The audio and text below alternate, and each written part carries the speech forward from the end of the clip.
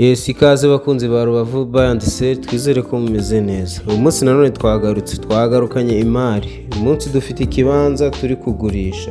Ikibanza giherereye mu karere ka Rubavu, murenge wa Rubavu, kagari ka Byahi. Metero nke uvuye kuri kaburimbo, neza muri centre ya Byahi.